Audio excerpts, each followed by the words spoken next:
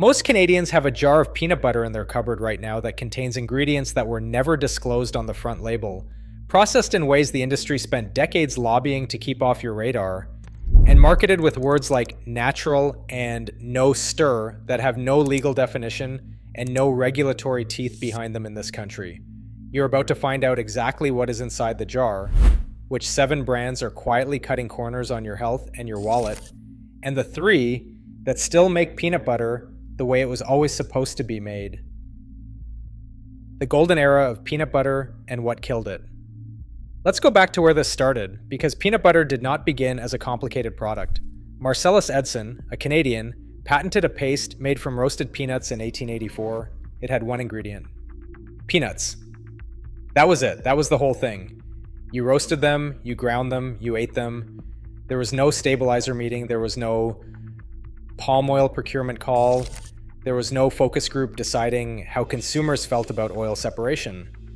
You made peanuts into paste, and you called it a day. For most of the 20th century, commercial peanut butter stayed close to that origin.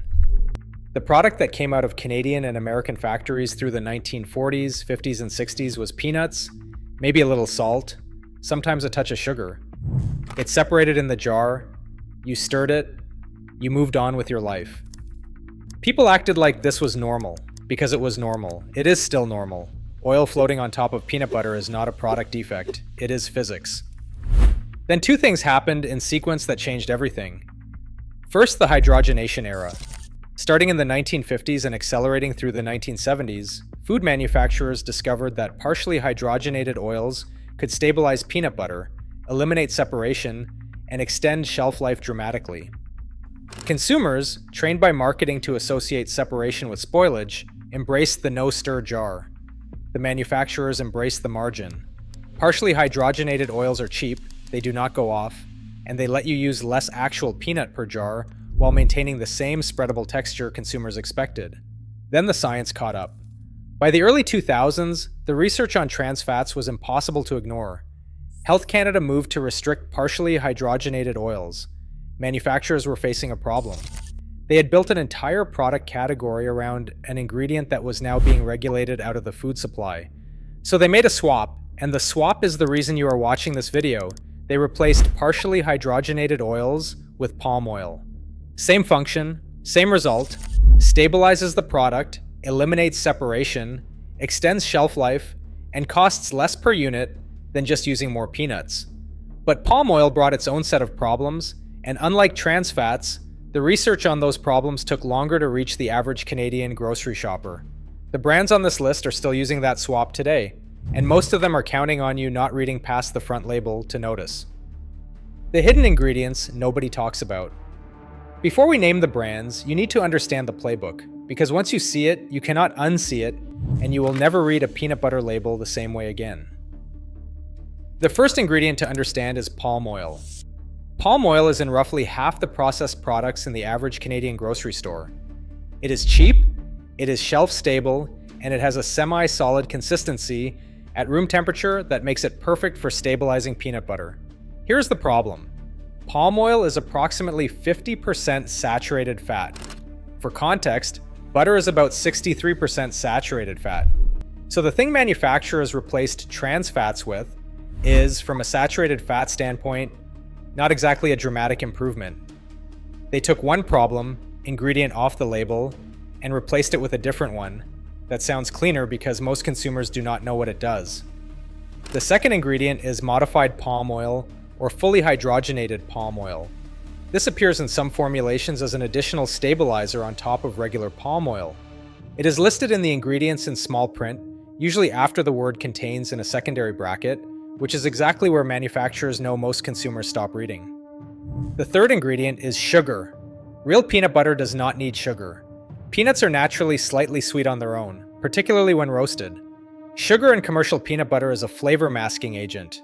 It covers the slightly bitter, slightly oxidized taste of peanuts that have been processed at volume and stored in a distribution system rather than ground fresh. When your peanut butter needs sugar to taste good, the peanuts underneath the sugar are not doing the job on their own. The fourth ingredient is mono and diglycerides. This one almost never gets talked about, and it absolutely should. Mono and diglycerides are emulsifiers, derived primarily from partially hydrogenated oils. They perform the same function as partially hydrogenated oils at a molecular level. They were technically restricted under the trans fat regulations. But because they are classified as emulsifiers rather than fats on a Canadian nutrition label, manufacturers can use them without triggering the trans fat disclosure requirements on the front of the package. A product can legally display 0 grams trans fat on the label while containing mono and diglycerides derived from partially hydrogenated sources. Health Canada is aware of this. The loophole is still open. And then there is the word that should make every Canadian consumer furious: natural. Natural peanut butter, natural ingredients. All natural. In Canada, the word natural on a food label has no legal definition enforced by the Canadian Food Inspection Agency in the same way that organic does. Organic has certification requirements. Natural has a guideline document and an honor system.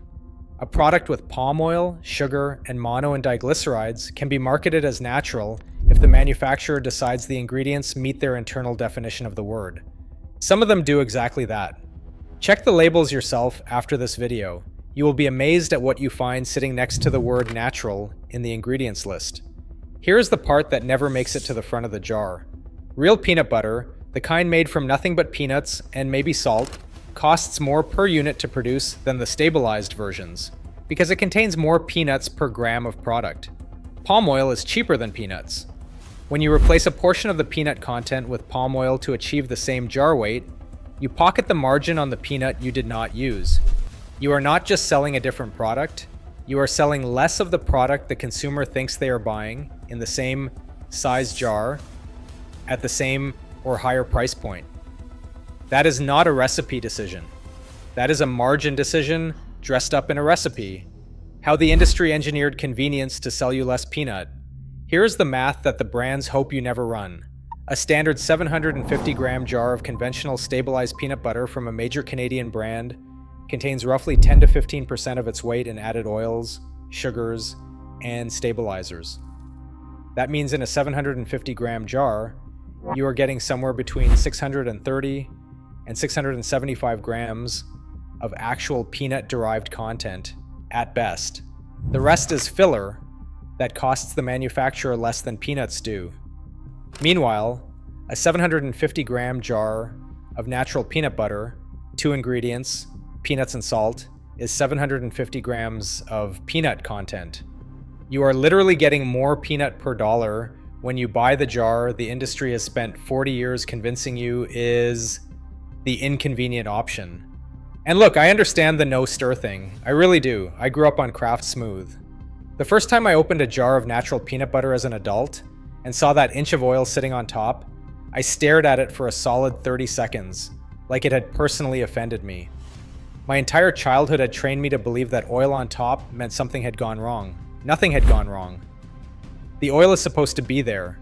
That is what peanut butter looks like when it is made of peanuts. The version with no oil separation is the weird one. We have just been conditioned to think it is normal. The industry spent decades and significant marketing dollars training Canadian consumers to associate separation with low quality. Then they sold you stabilizers to fix the separation. Then they charged you the same price for a jar with less peanut in it. This is not an accident of product development. This is the system working exactly as designed. The 7 brands Canadians should avoid and why now. Let's talk specifics. These are the 7 brands that repair professionals, or in this case, registered dietitians and food scientists who track Canadian processed food formulations, consistently flag as the ones worth putting back on the shelf. Number 7. Kraft Smooth and Kraft Crunchy. Kraft Peanut Butter is the most purchased peanut butter brand in Canada. It is on the breakfast tables of approximately half the country, which makes what I'm about to tell you land harder than it probably should. Kraft Peanut Butter's ingredient list includes roasted peanuts, modified palm oil, sugar, and salt. The modified palm oil is the stabilizer. The sugar is the flavor mask. The word modified means the palm oil has been processed further to achieve a specific melting point for stability at room temperature.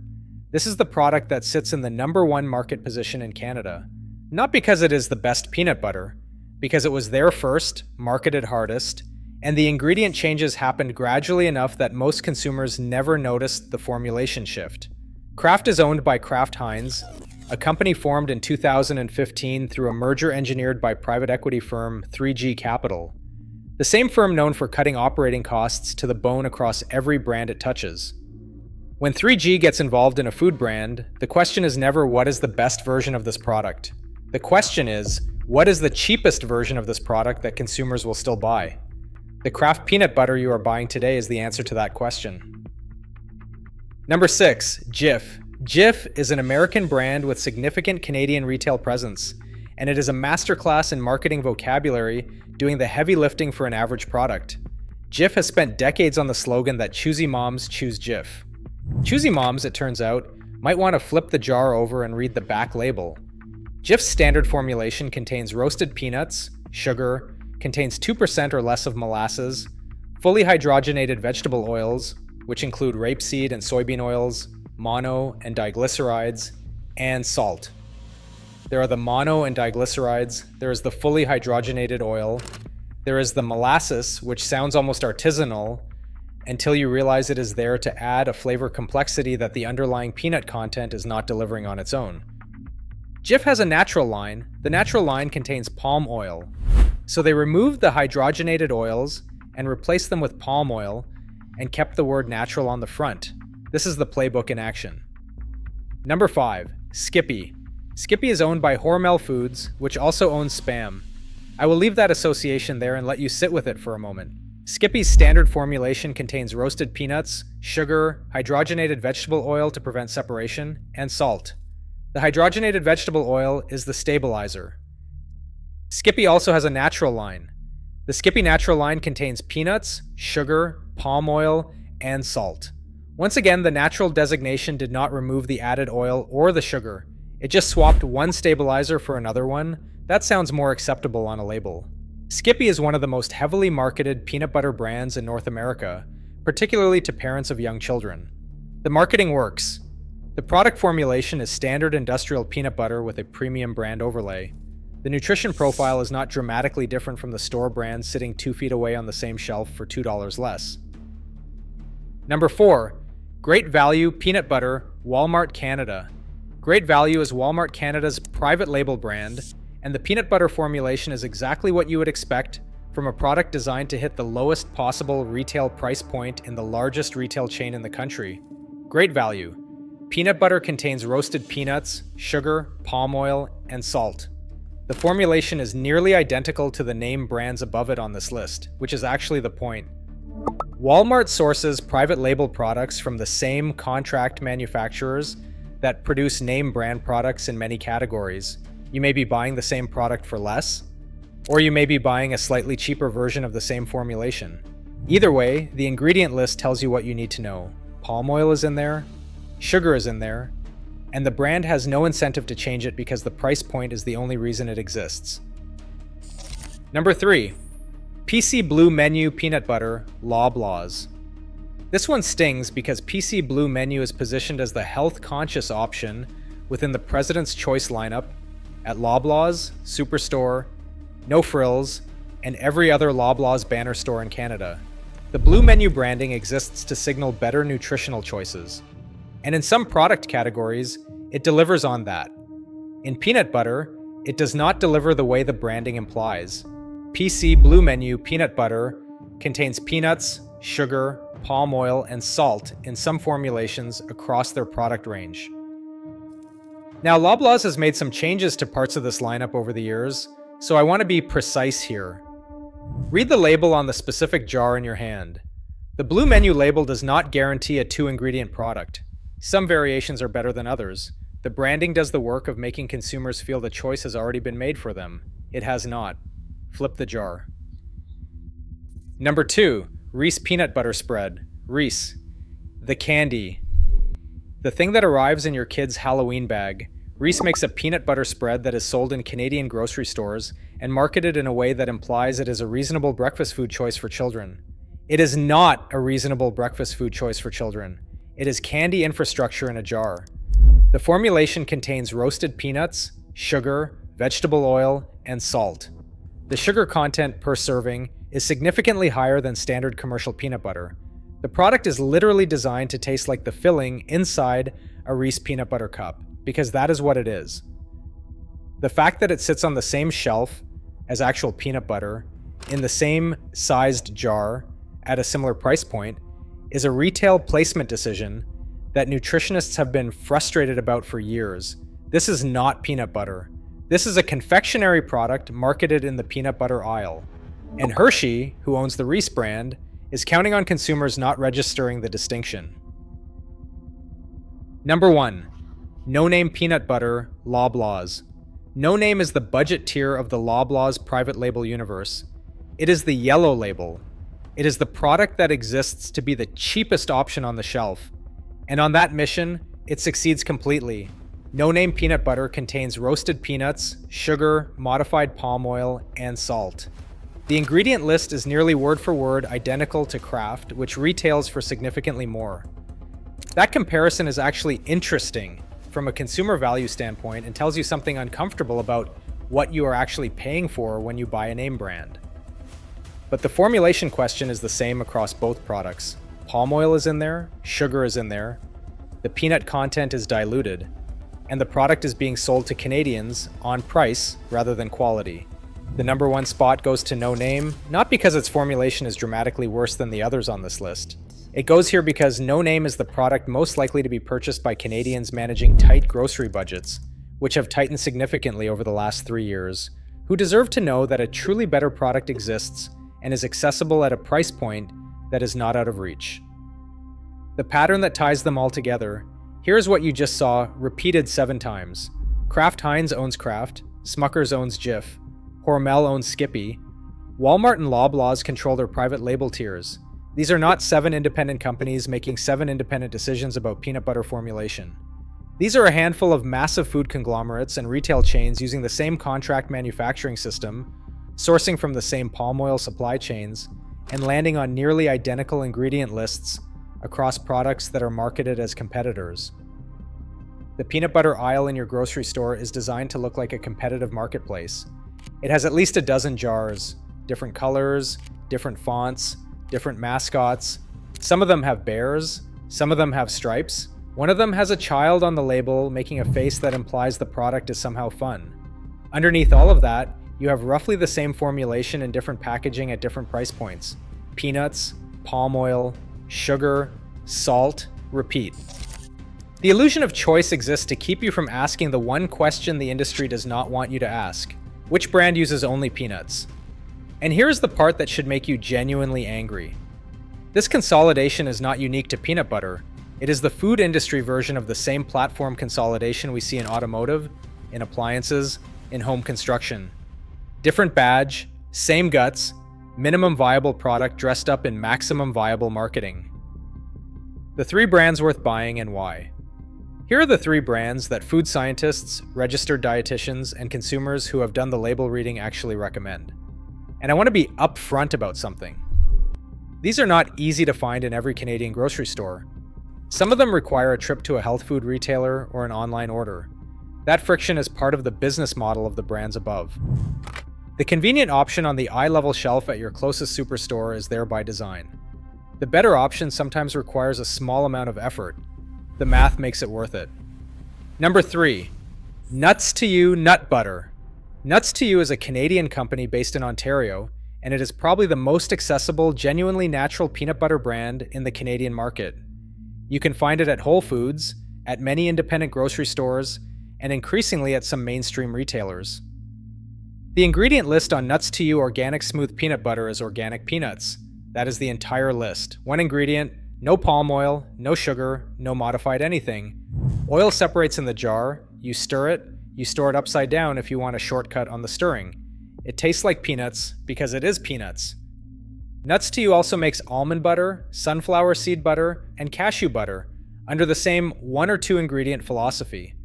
The peanut butter retails for roughly $6 to $8 for a 500-gram jar at most Canadian health food retailers, which is comparable to, or only marginally more expensive than, the name brands you are replacing it with. The price gap is not as large as the industry would like you to believe. Number 2, Fatso Peanut Butter. Fatso is a Canadian brand, and the name alone takes a kind of confidence I respect. In a market where every other brand is trying to sound clinical and healthy and responsible, Fatso named their product Fatso and leaned into the fat content as a feature rather than a thing to be hidden in the fine print. Fatso peanut butter contains dry roasted peanuts, MCT oil, and sea salt. That is 3 ingredients. The MCT oil, which stands for medium chain triglycerides, is the differentiator. MCT oil is derived from coconut and has a different metabolic pathway than the long-chain saturated fats in palm oil. It is used primarily in the ketogenic diet community and has a growing body of research behind it as a functional fat source. Fatso is not just a better peanut butter. It is a peanut butter that is doing something intentional with its fat content, rather than using fat as a cheap stabilizer. Fatso is available at most major Canadian grocery chains, including Sobeys and Metro, as well as online. It retails for approximately $9 to $11 for a 500-gram jar. More expensive than Kraft, less expensive than a single $12,514 water damage claim. I am sorry, wrong script. The point stands though. Pay a little more now or pay a lot more later. That math applies to peanut butter too, just at a much more manageable scale. Number 1. Natural peanut butter from your local grind station. This is the recommendation that is going to make some of you roll your eyes and some of you genuinely change your habits. Bulk food stores and many independent grocery retailers across Canada have fresh grind peanut butter stations. You put peanuts in the top, you turn a crank or press a button. Peanut butter comes out the bottom. Ingredient list: peanuts. Storage life: 2 to 3 weeks in the refrigerator. Bulk Barn has these in most of their Canadian locations. Many independent health food stores have them. Some co-op grocery locations have them. The peanut butter that comes out of those machines is as close to Marcellus Edson's 1884 patent as you are going to get in a modern Canadian grocery experience. No supply chain, no contract manufacturer, no palm oil procurement, no modified anything. Peanuts and physics. The price per gram at a bulk grind station is typically competitive with or cheaper than name brand stabilized peanut butter. You pay for peanuts, you get peanuts. The math is embarrassingly simple. The reason this is number 1 is not just the ingredient list. It is what the grind station represents as a concept. It proves every single time you use it that the complicated jar on the shelf above it is a choice the industry made for margin reasons. The simple version exists. It always existed. They just made the complicated version more convenient and then charged you the same price for less peanut. The one buying rule that saves you every time. Here is the rule. Write it on a sticky note. Put it on your refrigerator. Take a photo of it right now if you want to remember it. If the ingredient list has more than 2 items, and those items are not peanuts and salt, put the jar back. That is it. That is the whole rule. 2 ingredients, peanuts and salt. Anything beyond that is either a stabilizer that is there to replace peanut content with cheaper filler, a flavor masking agent that is there because the peanuts underneath it are not doing the job, or a marketing addition designed to make a commodity product feel premium. And here's the physical test you can do in the aisle before you even read the label. Pick up the jar, look at the peanut butter inside. If it is a uniform, smooth, consistent beige from top to bottom with 0 oil separation, it has been stabilized. If you can see a thin layer of oil at the top, or the product looks slightly darker and denser at the bottom, you are holding something closer to real peanut butter. Separation is not a flaw. Separation is evidence. It tells you the manufacturer did not feel the need to add an ingredient to hide what peanut butter actually looks like when it is made from peanuts. The no-stir convenience is real. I'm not going to pretend stirring a jar of peanut butter is a joyful experience. But it takes 45 seconds. You do it once when you open the jar, then you store it in the refrigerator and the oil does not separate again because cold slows that process significantly. 45 seconds, one time, in exchange for a product that is actually what it claims to be. That trade is worth making. The bottom line. The peanut butter on the eye-level shelf at your grocery store was not designed for your nutrition. It was designed for a shelf life requirement, a retail margin target, and a marketing brief. The brands doing the most advertising are the brands with the most palm oil in the jar and the most sugar covering up what the palm oil is doing to the flavor. The Canadian Food Regulatory System allows the word natural to sit on a label above an ingredient list that contains modified palm oil. It allows mono and diglycerides, derived from partially hydrogenated sources, to appear in a product displaying 0 grams trans fat on the nutrition panel. It allows a confectionery product designed to taste like candy to sit on the same shelf as actual food and be marketed as a reasonable choice for children. None of that is an accident. It is the product of decades of food industry lobbying, voluntary guideline frameworks instead of enforceable standards, and a retail system that rewards shelf placement fees from the brands that can afford them over product quality from the brands that prioritize it. You have one move that costs nothing and works every time. Read the ingredient list. Not the front label, not the health claim in the banner at the top, not the packaging color or the font choice or the athlete or the family or the child making that face. The ingredient list on the back of the jar. It does not lie because it is legally required to be accurate in a way that the front of the package is not. If you see palm oil, put it back. If you see sugar before you see salt in the list, put it back. If you see mono and diglycerides anywhere in the list, put it back. If the ingredient list is longer than one line, read every word of that one line before you decide. Peanut butter is one ingredient. Every jar that pretends otherwise is selling you a margin decision in a peanut butter costume. Drop a comment right now and tell me what brand you have been buying. I am genuinely curious how many of you are going to go check your cupboard after this and find palm oil on the label of something that has the word natural on the front. I am betting it is most of you. If this video saved you from another decade of palm oil in your morning toast, subscribe, because next week we are covering breakfast cereal. The Health Star rating on the front of the box is a voluntary industry system scored partly by the manufacturers themselves. The cereal with the most stars is not always the most nutritious option. Sometimes it is barely food. That one is going to hurt. Subscribe so you do not miss it.